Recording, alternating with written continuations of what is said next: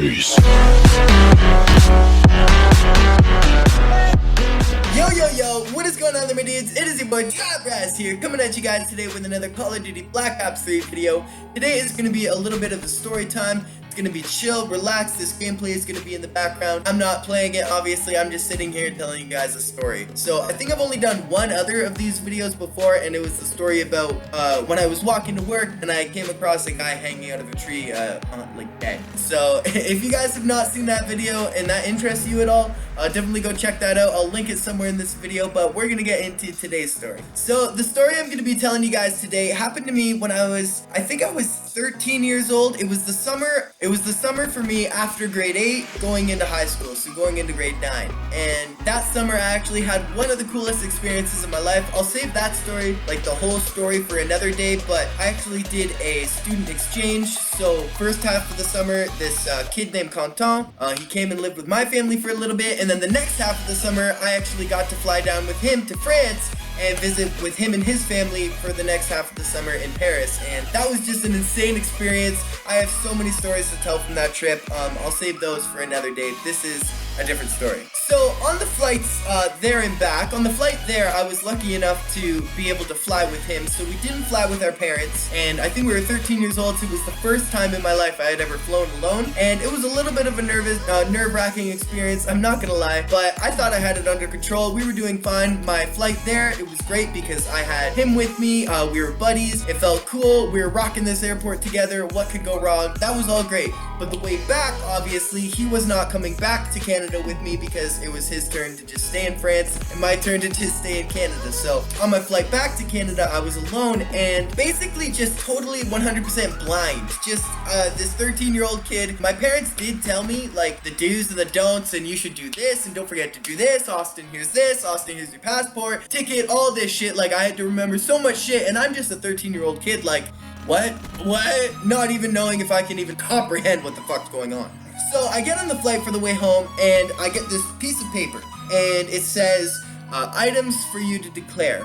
And if you guys have never gone on a flight before and you don't know what that means, don't feel bad, because obviously at the age of 13 I had no fucking idea what that meant. But basically what that means is you get this piece of paper and it's got a list of a whole bunch of different stuff, from alcohol to clothes to money to just a whole bunch of other different things that you have to basically declare that you got while you were in France, or may it be Dominican, or wherever you traveled. You have to declare what you're bringing back from that country into your own country. So me being a 13-year-old kid getting this piece of paper, not really knowing what to do, the lady just kind of handed it to me. I was like, okay, I don't even think I read it, to be honest. And I just kind of tucked it in between my seats, left it, didn't think anything of it. Now, I want to say this as well. Being the amazing son I am, my parents obviously spent a lot of money, a lot of time and effort to actually make this trip happen for me and get me to France, get me the ticket, get me all that stuff all situated and everything like that. So me being the amazing son I am, went to the store in France and bought them both 2 bottles of really nice expensive French wine. Me being 13 at the time, obviously that wasn't legal. I didn't buy it myself. It was the parents of the kid that I was visiting. It was them who bought the booze for me, and it was all fine. Nobody even thought that there was gonna be a problem. Nobody even gave a wink. So there's me, this 13-year-old kid with a suitcase full of wine, just traveling across the seas, thinking that, hey, I didn't think it was a problem. It shouldn't be a problem. I mean, I'm just this 13-year-old kid traveling alone with a suitcase full of booze. So the flight starts coming to a little bit of an end. We start getting the announcements to stay seated and all that stuff. And I'm looking around and I notice that everybody else has already had their declare forms picked up from them. They've already got them received. The ladies already came and picked them up. I have a feeling that the only reason I didn't get asked for my declare form is because they figured I was 13-year-old kid and, you know, he's got somebody else doing it for him. Oh, he's fine. Like, he's got it figured out. Nah, motherfucker! So, little do I know that these declare forms are mandatory to fill out during any flight. If you're given a form during a flight by an attendant and it says you have to fill this out before the end of the flight and hand it in, you should probably just fill out the form before the end of the flight and hand it in. Because what ended up happening is I forget if it was a lady or a man, but somebody ended up walking up to me saying, you didn't hand in any declare forms, we checked your ticket, you're not with anybody else, do you have anything in your bag? Totally treating me not like a 13-year-old kid. And I guess, you know, they have every right to after everything that's happened with airplanes and everything. I don't, whatever. But so I start freaking out a little bit, and they're like, we need you to fill out this declare form, or we need you to tell us if you have anything in your bag. So I started telling them everything I had in my bag, and I mentioned the 4 bottles of wine. So immediately after that, I get told that I'm gonna be escorted right off the plane, and instead of just going right out the plane with everybody else, going to the luggage claim, getting my luggage, and going out to meet my family who was waiting at the entrance gate for me, everybody was waiting for me. I was escorted by 2 security, like fully armed, airport security officers, guns, fucking security vests. I was escorted into this back room where they had to double check my whole bag. They had to pull all my luggage. They had to double check all my luggage to make sure I didn't have anything, I guess, bad. They started asking me 1,000,001 questions about, you know, why I had the booze, who was it for, who bought it, where was it from. They were asking for receipts and all that stuff, which luckily I had receipts, so that was proof that it was me who purchased it, I guess. And finally, after about half an hour, they say, okay, we figured it all out, you're all clear to go, here's the wine back, we've got it all sorted out. I guess I just had to declare it, fill out some forms.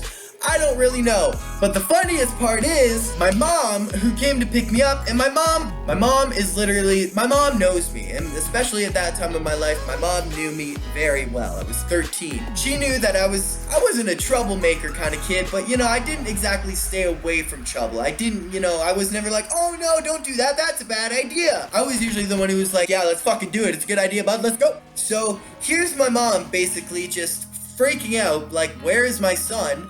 Why hasn't he come out yet? Where is he? Like, is he waiting for his luggage? Did he lose his luggage? Can I help him? Does he need my help? I was not allowed to contact my mom, but finally the guys are like, okay, we can go out. We'll escort you. So I'm being escorted out by 2 fully armed airport security guards with the guns and the vests and all that shit. And I come right around the corner, and the first thing I see is my mom. And the first look I can see on her face is literally that, just staring at me with that face. That exact face. I have come to know that face so well, there's no way I messed it up. But like, honestly, and I was like, the first thing I wanted to say was, Mom, like, I swear to God, it's not what you think. I didn't blow up the plane. I wasn't caught with, like, drugs. It was nothing. It was nothing. And the first thing my mom says to the security guard is, what did he do? And so they explained to her it was just miscommunication. Next time, they actually gave her a little bit of trouble. They said, next time you send him on a flight, just make sure he knows exactly what to do. Actually, since then, I've only been on 1 flight by myself, and I was like 18. And I figured it out. It was pretty cool. So at the end of the day, it all ended up being great. I was escorted off a plane, an international flight, by 2 fully armed security guards with 4 bottles of booze at the age of 13. I give myself props for that one. That one's pretty cool. Gonna go in the books. Anyways, dudes, if you did like this, make sure to leave it a like, leave it a comment, leave it a subscribe. As always, I will see you guys in a new video coming soon. Later, dudes!